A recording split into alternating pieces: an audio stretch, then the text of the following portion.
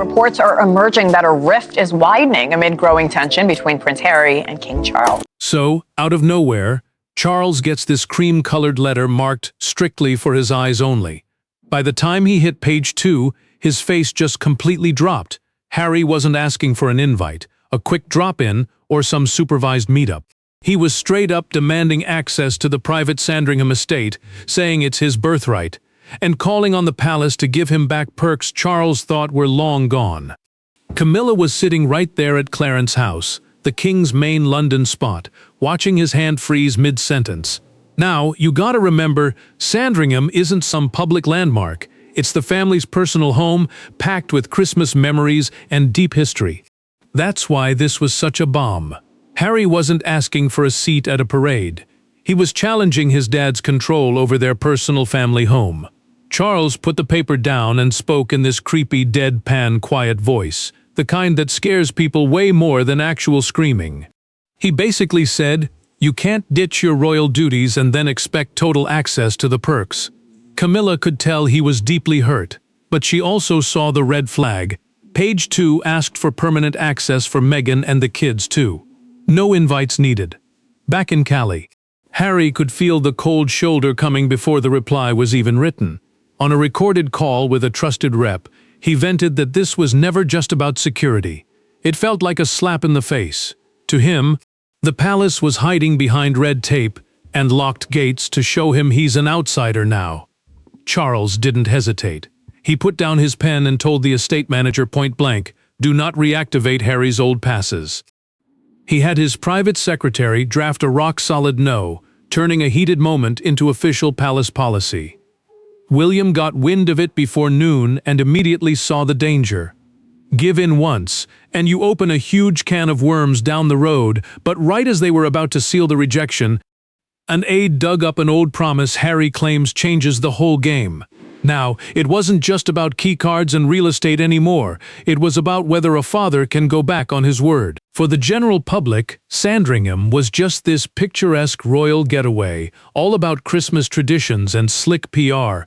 But for Charles and Harry, the place was loaded with something way more toxic: memory. Everywhere you looked, you could almost see the ghosts of a family that used to hang out without lawyers, security NDA negotiations, or formal permission slips. Now that same safe haven had turned into a brick wall between father and son, forcing them both to face the big question: is home something you're born into, or something you lose when trust goes out the window? For Charles, Sandringham was one of the few spots left where he could just drop the crown. Even a sitting king needs a place to just be a dad, a husband, and a granddad, without every private moment getting weaponized for the press. After years of tell-all interviews, public low blows, and private family chats leaking to the media, Charles was terrified that giving open-door access would destroy whatever privacy he had left. In his mind, those gates weren't just protecting property, they were protecting family members who literally felt unsafe talking freely in their own living rooms. Harry's memory of the place couldn't have been more different. He remembered crisp morning walks with William, awkward family lunches, and that brutal Sandringham summit right before he stepped down. Losing access didn't feel like some routine security tweak to him. It felt like he was being erased from his own past, one locked door at a time. Harry actually opened up about that fear during a taped chat with Meghan back in Calais. He admitted he couldn't stomach the idea of going back as just another guest, getting escorted around the very grounds where he used to run wild as a kid.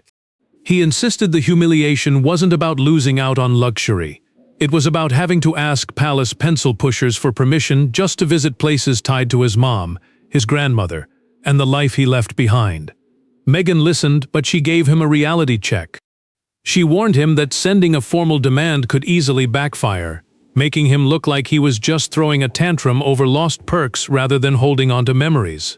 But Harry wasn't having it. He argued that the palace was trying to turn him into a temporary visitor in his own family, and if he accepted that label, there was no turning back. Behind Charles's anger was a deep-seated hurt. Talking one-on-one with Camilla after the morning briefing, he vented that every single attempt at making peace came with strings attached, strict deadlines, or implicit threats of another PR nightmare. Camilla told him to look past the cold legalistic phrasing and hear the real pain Harry was in. But she also laid out the cold, hard facts.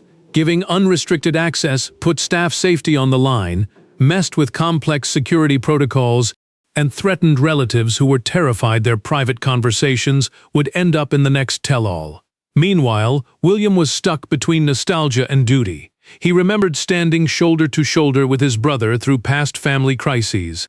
But now he worried Harry wanted all the perks of being close without keeping his mouth shut. Standing outside his dad's study, William took a beat to choose his words carefully. When he walked in, he told Charles the final call had to be firm, final. And done by the book, it couldn't look like a personal vendetta wrapped in palace red tape. Yet before either man could wrap things up, an earlier humiliation bubbled right back up to the surface. A freezing night when Harry drove up to Sandringham, ran straight into a locked gate, and realized his childhood home wasn't opening for him anymore. See? This whole mess didn't start with the letter. It kicked off months earlier on a bitter, cold evening at Sandringham, when Harry's car pulled up to a private gate he'd used since he was a kid. The guard instantly knew who he was, but the gate didn't budge. Instead, a palace official walked up to his window and dropped a line Harry would never forget. Without the king's personal, explicit say-so, he wasn't getting in. The whole encounter lasted less than 10 minutes, but it completely changed the game. Harry had flown back to the UK for a memorial service for the late Queen, hoping to grab a quiet hour at Wood Farm before heading out. That cottage was a special spot for personal mourning, closely tied to Prince Philip's final years, not some public event venue. Harry had given a heads-up to a former household contact, but Charles had never signed off on paper. And that missing stamp of approval was the difference between getting in and getting turned away. Harry sat in the back of his SUV, staring at the lowered barrier. The official explained that his old pass had been officially revoked, 0 exceptions. Harry immediately called the king's office, demanding his dad get on the line to let him through. But an aide answered instead, repeating the official line. The king was unavailable, and every single visit now had to go through the proper formal channels. That rejection cut way deeper than anyone at the gate realized. To Harry, Wood Farm wasn't just some building. It held memories of quiet chats with his granddad, and a time when the family still felt reachable, even if things were far from perfect. Now, he needed a permission slip just to grieve. He took the official's words as a brutal slap in the face. His memories were still there, but his place in the family had been systematically wiped out. When Charles found out later that night, he blew a fuse. He vented to Camilla that Harry had rocked up without proper clearance, putting the guards and staff in an impossible position. Camilla got the emotional pain behind the visit, but she agreed you can't just throw security out the window just because the guy at the gate has royal blood. To the king, personal grief didn't erase official duty. A few days later, William got dragged into the drama. Harry was convinced his brother had personally ordered the lockout. Though William denied closing the gate on him, still, William refused to back up the idea of Harry just showing up unannounced whenever he felt like it, arguing that family history shouldn't trump security and privacy. That was all Harry needed to hear. He was convinced the future king was quietly backing his exclusion, turning a simple mix-up into a united front against him. That was the turning point. Harry dug up an old private letter from earlier security talks, zeroing in on a single line, promising that Sandringham would always be a place where family was welcome. His team warned him it was just an emotional sentiment, not a binding legal contract, but Harry treated it like a solemn vow from his father. Hurt turned into pure stubbornness, and he set to work drafting the formal demand that ultimately ended up right on Charles's desk. When the king found out that the locked gate incident was what sparked Harry's legal demand, he scrapped the idea of sending a polite, written refusal. No more hiding behind lawyers, estate managers, or delicate PR speak. This next showdown was going to happen face to face. Charles wanted to hear his son defend this whole thing in his own voice. When the video call connected, neither man was smiling. Charles was sitting alone in his study, with the letter in question placed right in front of him. Harry appeared on screen from a private room in Cali, shoulders tense and voice tightly controlled. For a few awkward seconds, father and son just traded cold, formal hellos. Then the king picked up the pages, looked dead into the camera, and dropped the question that cut right through all the legal fluff. Are you asking to visit your family? Or are you claiming a right over my home? Charles laid down the ultimate boundary. Getting invited over as family is one thing. Having a permanent key to the place is something else entirely. Sandringham is a private family residence, owned and controlled by the king himself, not a public palace tied to official duties. Charles made it crystal clear. Harry might still be his son, but royal blood alone doesn't give you open access to private quarters, guarded grounds, or restricted rooms. Harry fired back with quiet anger. He argued that every attempt at a family reunion had been turned into this cold, clinical exercise involving aides, schedules, security checks, and red tape. He told Charles that no father should force his son to go through bureaucrats just to walk on the land where he grew up. He wasn't asking for red carpet treatment. He just didn't want to be treated like a total stranger. Charles didn't budge an inch. He reminded Harry that stepping back was his own decision, and choices come with consequences. You can't walk away from your royal duties and then demand permanent access to royal perks, private land, and family spaces.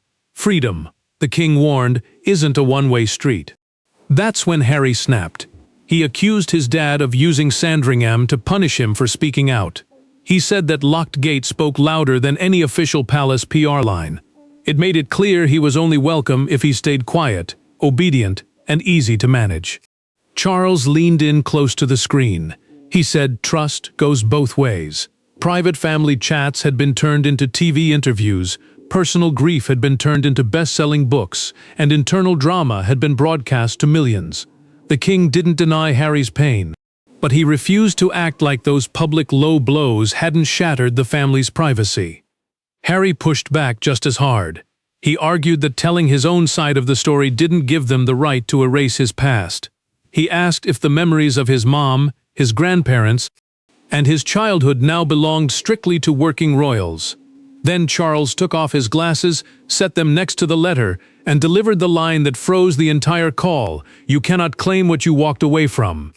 Harry was dead silent for a long moment before replying that he had walked away from an institution, not from being his son. The vibe went completely icy. Charles offered to look at individual pre-approved visits case by case, but made it final. Permanent access was off the table forever.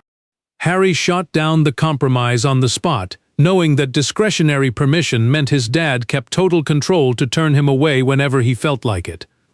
What started as a messy family feud had now escalated into a full-blown war over royal authority, security rules, legal precedents, and how much power future monarchs will actually hold. By the next morning, that controversial letter had been whisked off the king's desk and tucked inside a restricted red folder. It was brought straight into a hush-hush meeting with Charles, William, the estate's head legal counsel, and the king's private secretary.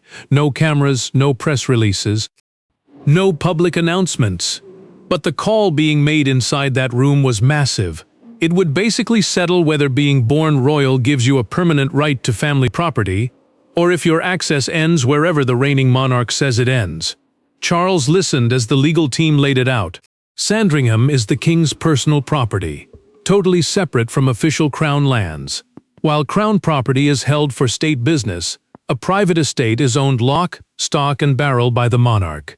That legal difference gave Charles 100% control over guest lists, access passes, staff orders, and security perimeters. In other words, Harry's demand wasn't just a simple ask for family hospitality. It was a direct challenge to the king's personal ownership. William saw the red flags right away. He warned that if they gave in and gave Harry a permanent pass, it would set a super dangerous precedent. Any royal down the road who stepped back, split from the family, or publicly dragged the monarchy could use it to demand the exact same thing. William didn't mind sending out the occasional one-off invite when the time was right.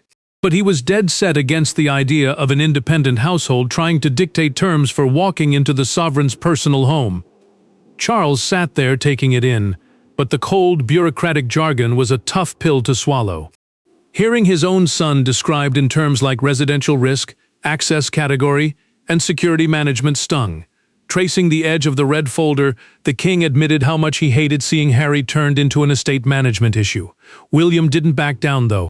He reminded his dad that historically, the monarchy always got burned whenever guilt caused them to drag their feet. He warned that kindness without boundaries would only pour fuel on the fire.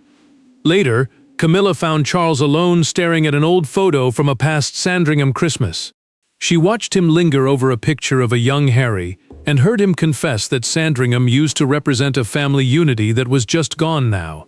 She gently told him that protecting his home didn't mean denying his love for his son, but nostalgia couldn't be an excuse for zero boundaries. Then came the kicker. The private secretary dropped a detail that snapped Charles right out of his grief and back into line. Harry's team had attached a hard deadline for a formal response to Charles. That wording killed any chance for a quiet family chat. It didn't feel like an olive branch, it felt like an ultimatum. So Charles signed off on the final call. Harry gets 0 automatic, inherited, or permanent access rights. Period. Any future visit would strictly require a personal invite from the king, advanced security clearances, and tightly controlled parameters. But Charles did leave one deeply human loophole: formal requests involving memorials, serious illness, or family emergencies would be brought straight to his desk. The news hit California early the next morning. Harry read the opening paragraph at his kitchen counter, stopped, and reread it from the top, as if reading it twice would change what it said. It didn't. The king had slammed the door on permanent access. Any trip to Sandringham would now be completely at Charles's discretion, requiring advance clearance and strict boundaries. The estate where he grew up was now a place he could only step foot in as an invited guest. Harry was hit with total disbelief, which quickly turned into pure rage. He had expected some room to bargain, maybe a conditional pass or a temporary middle ground. But the ruling was absolute. The language was calm and clinical, but the bottom line was brutal. Whether he ever saw his childhood home again was now 100% up to his father. Meghan watched him fold up the letter and set it down without saying a word. She asked if Charles had at least tucked in a personal note. Harry just replied that the most personal line in the whole thing was the one saying being blood didn't give him property rights. He told her the palace didn't see him as a son coming home anymore. To them, he was just a security risk, a PR headache, and an issue that needed to be managed by staff. Meghan could feel his temper rising and urged him to play it smart. She warned that dropping a public statement right away would just let the palace frame their restrictions as totally reasonable security measures. She reminded him that taking the high road and staying silent could actually hit way harder than making another public scene.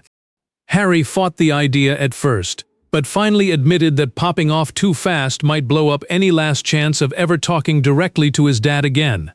Back in the UK, Charles got word that the letter had been delivered, but he didn't feel any sense of relief.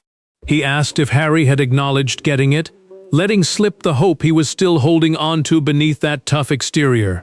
When he was told there was radio silence, he stared down at his desk and realized that winning a legal argument can still feel like a total failure as a dad.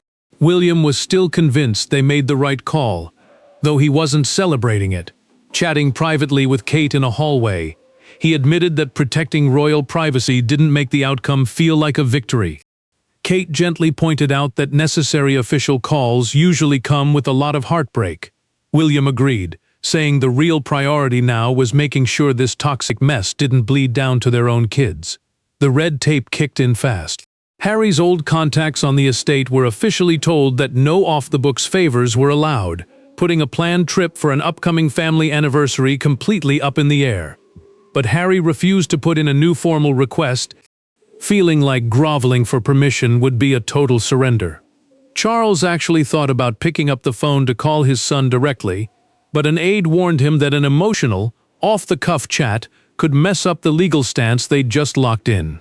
Distressed, the king dismissed his team and sat there all alone, just staring at the phone. Then Harry broke the silence, not with a legal response or a public statement, but with a simple ask for a private chat. No aides, no legal papers, no strings attached. There were no private secretaries listening in, no legal files open, and no ticking clocks. Charles took the call alone from a small sitting room while Harry shut the door to his office in Cali, asking Meghan to give him some space. The chat that followed was way quieter than their first blowout, and that quiet let something much more painful come to the surface. Harry wasn't trying to argue a legal point anymore. He was just trying to figure out if his dad could ever see him actually coming back. Harry spoke up first, saying he got the legal side of things, even if he couldn't swallow what it meant on a personal level. He asked Charles straight up, was this lockout really about protecting Sandringham, or was it meant to show him he's officially out of the inner circle? The king didn't answer right away. He admitted that after years of public drama, privacy and trust had become packaged together. Charles reassured him that he was still his son, but explained that giving him an open-door pass just wasn't possible when the rest of the family was terrified their private words would end up on display for the world. Harry listened, and then finally laid his cards on the table. This whole battle over access was just a shield. What he really wanted to know was whether there was anywhere left on Earth he could go without feeling watched, judged, or like he was barely being tolerated. That hit home for Charles, and his anger melted away. He admitted that palace red tape had taken over basic human empathy, especially the night Harry was turned away at Wood Farm. The king owned up to the fact that those rules were enforced without an ounce of warmth, leaving Harry out in the cold without even a phone call, turning a routine security call into a soul-crushing rejection. So Charles apologized.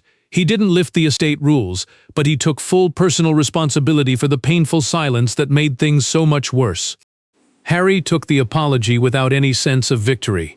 He confessed that pushing the issue with a formal legal claim had made a family reconciliation look like a nasty real estate war. He was just looking for some emotional closure, but his demand had backed them both into a corner of cold, legal speak. Then Charles dropped the line neither of them saw coming. You won't have a permanent pass, but you don't need a pass to remain my son. Harry hung his head for a moment before replying that those words should have been said long before the lawyers, the deadlines, and the locked gate. The hurt was still there, but the dynamic had completely shifted. Father and son agreed that going forward, any visits would be worked out directly between the two of them before any aides got involved. Harry wouldn't get an automatic VIP pass, but Charles promised that real family requests would never get buried in palace red tape again. It wasn't a surrender, it was total clarity. The estate stayed protected, but being a dad was no longer going to be run by institutional rulebooks. When pieces of the story inevitably leaked to the press, the public started weighing in on a private deal they didn't even have the full picture of. By sunrise, a quiet family matter was turned into a full-blown national circus. One major paper slapped a photo of Sandringham's closed gates across the front page with the headline, "No royal right of return." Talking heads on TV were arguing whether Charles was bravely protecting the crown or disowning his son for good. But the image that really captured people's attention wasn't on TV. It was right outside the estate, where crowds gathered near the very gate Harry had been locked out of. That front-page headline took off because it turned a deep, complicated family wound into a black-and-white verdict. Legally, Sandringham is a private home, meaning Charles calls the shots as an owner, not a public official. That difference mattered on paper, but it completely dissolved under the raw emotion of a locked gate. To millions of people watching, it looked way simpler and way harsher. A father locking out his own son. One commentator described the mess as a debate over whether royal blood survives leaving royal life. A phrase that hit a nerve because it tapped right into Harry's biggest fear. Did stepping back from his duties mean he was wiped from the family for good? While the pundits argued over privilege, inheritance, trust, and betrayal, crowds lined up along the public paths outside Sandringham, standing just behind the boundary markers. Some backed Charles, saying no one should get open-door access after years of slamming the family in public. Others left handwritten notes begging them to just make up. Then this old lady held up a sign with a simple message, "A home needs boundaries, but a family needs a door." A news broadcast picked up the shot and ran it across the country, and it instantly became the heart and soul of the whole debate.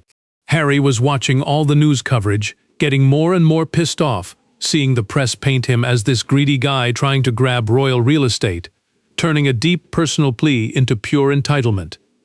Meghan gave him a reality check, reminding him that trying to clap back at every exaggerated headline would destroy the fragile promise he'd just made to protect. She told him that even though staying quiet sucked, breaking his silence would crush the tiny spark of trust he'd just built back with his dad. Charles wasn't getting any kick out of the media spin either. It really bothered him that people were claiming he'd banished Harry forever, so he explicitly told palace staff not to celebrate the ruling or leak anything negative about his son. The king maintained that this was about automatic, open-door access, not kicking him out for good. He'd stood his ground on his property rights, but he wasn't about to turn that win into a public humiliation for his son. William backed the silence 100%, even knowing the media would run wild with the worst possible interpretations to him. A chaotic news cycle was a small price to pay to protect the fragile truce Charles and Harry had just managed to strike. Eventually, the palace put out a short, dry statement confirming that private royal homes stay at the monarch's discretion, meaning the king gets the final say on who walks through the door. Zero mention of accusations, deadlines, or family drama. And Harry didn't fire back with a public statement of his own. His silence said it all. Something deep down had shifted. Even though the official paperwork went in Charles's favor, the real outcome wouldn't be decided by headlines or locked gates. It would come down to the choices a father and son made once the dust had settled. The legal ruling was never undone. Harry didn't get permanent keycard access to Sandringham, his old estate privileges weren't handed back, and Charles didn't back down on owning his private home. But it wasn't the total nuclear fallout everyone expected either. Behind that written no, a father and son had finally owned up to the real truth behind years of fighting. Harry had confused having a physical key with actually belonging, while the king had used cold, bureaucratic red tape to express feelings he was too proud or scared to say out loud. Charles kept the ruling crystal clear and non-negotiable. His son had zero automatic right to walk onto the king's personal estate, and any future visit would mean getting a direct invite and running security checks in advance.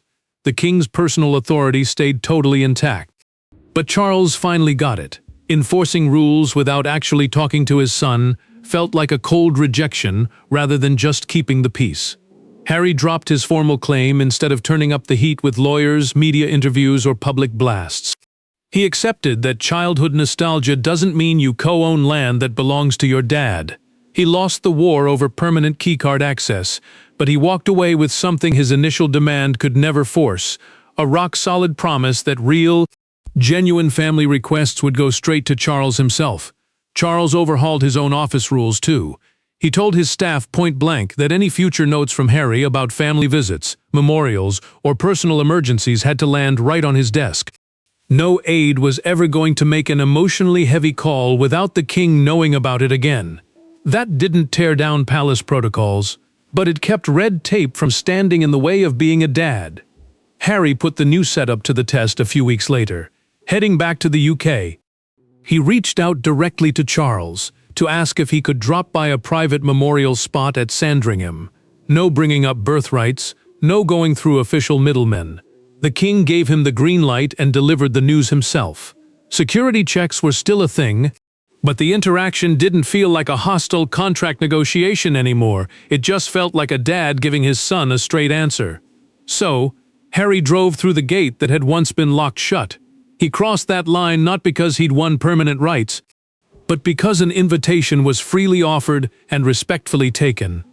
That simple difference put the long-running feud to rest. William stayed cautious, but even he had to admit this was a much healthier way to handle things. He saw that you can keep institutional boundaries strong without humiliating anyone, and you can hold the line without using radio silence as a punishment.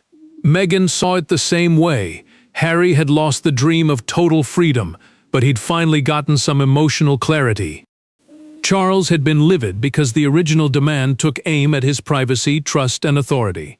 Harry had been deeply hurt because that first lockout made him feel like walking away from royal life meant losing his dad and his whole past. Neither of them got 100% of what they originally wanted, but the final outcome was crystal clear. Harry lost his claim to permanent access. Charles kept total control over his home. But both men finally stopped confusing home with legal ownership and family with royal entitlement. Royal blood can buy you history, memories, and deep emotional ties, but it doesn't give you a free pass on private property. Belonging isn't something you can demand at a locked gate. It's something you have to rebuild with trust. The gate only opens with an invite. The king's authority stays untouched, and the feud ended with a boundary that neither man will ever mix up again.